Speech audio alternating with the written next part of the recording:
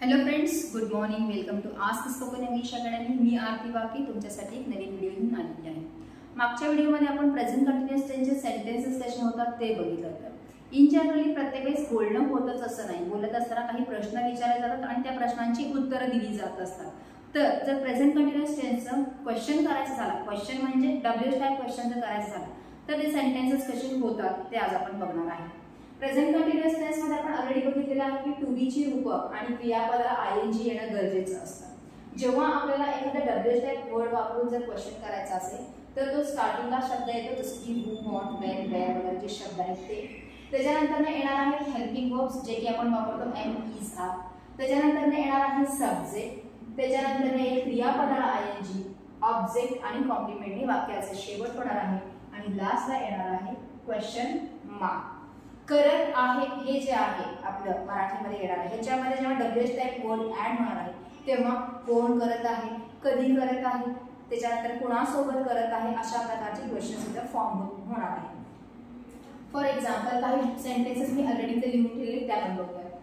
What, where are you going. Where हा WH टाइपचा word आहे. त्याच्यानंतर हेल्पिंग वर्ब आलेला आहे आर. यू हे सब्जेक्ट असल्यामुळे आपण इथं आर घेतलेला आहे. So where are you going, तू कुठे जात आहेस.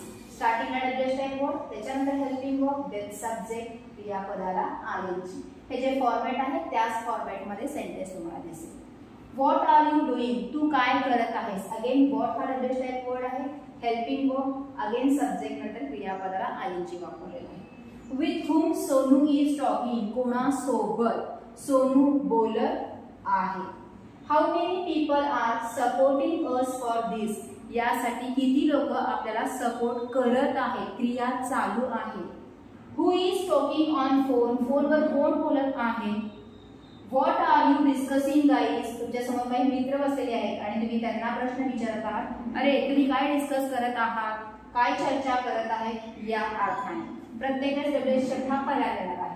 वाय आर यू क्राईंग, तू का रडत आहेस. ह्याच्यामध्ये तुम्ही लाफिंग यूज करू शकता, प्लेइंग यूज करू शकता, कोणताही शब्द, कोणताही वर्ब ज्याला तुम्ही आयएनजी यूज करू शकता. Whose company is giving a huge discount, कोणती कंपनी किंवा कोणाची कंपनी ह्यूज डिस्काउंट, भरपूर डिस्काउंट देत आहे.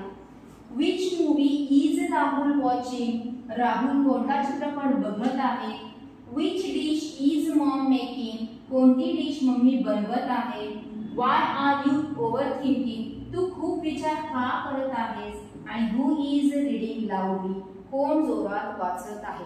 फर्स्ट ऑफ ऑल कोणकोणते डब्ल्यूएच टाइप क्वेश्चनचे साठी वापरले जाणारे वर्ड्स आहेत ते तुम्हाला माहिती असणं गरजेचं आहे. तुम्ही प्रिव्हियस कोणताही व्हिडिओ बघा, त्याच्यामध्ये डब्ल्यूएच टाइप सेंटेन्सेसचे साठी लागणारे वर्ड्स आपण सेपरेट व्हिडिओ बनवलेला आहे. कोणता शब्द कोणत्या अर्थाने वापरला जातो आणि त्याची संभाव्य उत्तरं कोणकोणती असू शकतात ते पण तुम्हाला डिटेलमध्ये सांगितलेलं आहे. तर याच्यामध्ये आपण काही डब्ल्यूएच टाइपचे वर्ड्स वापरलेले आहेत, सगळे नाही. बेसिकली 15 मेन डब्ल्यूएच टाइपचे वर्ड्स आहेत आणि परत त्यांना प्रिपोजिशन लावून भरपूर सारे क्वेश्चन्स आपण तयार करू शकतो. हे ऑब्झर्व करायचं आहे at the time of speaking. मी कधी प्रश्न विचारत आहे, कोणत्या टेन्समध्ये प्रश्न विचारत आहे आणि त्याचे सेंटेन्सेस कसे होतील.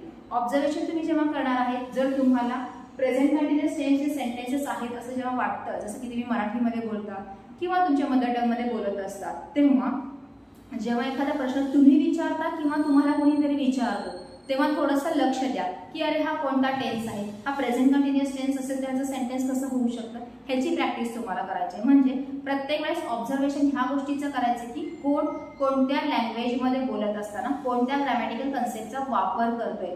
असं नाहीये की ग्रामर आपण फक्त परीक्षा देण्यासाठीच वापरतो आणि बोलण्यासाठी वेगळ्या काही गोष्टी वापरतात, असं नाही. जो काही बेस ऑफ लँग्वेज आहे तो ग्रामरच आहे. मग ते ग्रामरचे कन्सेप्ट जर माहिती होत असतील इंग्लिशमध्ये आणि आपण मराठीमध्ये बोलत असेल तर त्या दोन्हीचं आपल्याला काय करावं लागणार आहे, प्रॅक्टिस करायची आहे की चला हे मराठीमध्ये सेंटेन्सेस आहेत, हे आपल्याला इंग्लिशमध्ये कन्वर्ट करायचे आहेत तर त्याचे सेंटेन्सेस कसे होऊ शकतात. दरवेळेस प्रत्येक एका कन्सेप्टमध्ये तुम्हाला कोणत्या ना कोणत्या गोष्टी सांगितल्या जाणार आहेत. जसे की तुम्ही प्रेझेंट कंटिन्युअस टेन्स कधी वापरू शकता हे आपण अगोदरच्या व्हिडिओमध्ये बघितले. त्याच टेन्सचा वापर आपण क्वेश्चन कसं विचारू शकतो हे आपण या व्हिडिओमध्ये बघतोय. तर प्रत्येक वेळेस जो तुम्ही ग्रॅमॅटिकल कन्सेप्ट शिकत आहात त्याचा वापर आपण दररोज कसं करतो इथं थोडंसं लक्ष द्यायचं आहे आणि लगेचच त्याची प्रॅक्टिस करायची आहे. आणि जेव्हा तुम्ही सारखं अशा प्रकारची प्रॅक्टिस कराल, लिहून काढा ते सेंटेन्सेस आणि दिवसातून एकदा त्याच्यावर नजर फिरवा किंवा आठवड्यातून एकदा सगळे लिहिलेले सेंटेन्सेस वाचा, म्हणजे तुम्ही इम्प्लिमेंटेशन करत आहात तर ते परत एकदा रिकॉल होणं सुद्धा गरजेचं आहे. मी आज काही लिहून ठेवलेलं आहे आणि त्याची प्रॅक्टिसच केलेली नाही, मग काय उपयोगाचं नाही.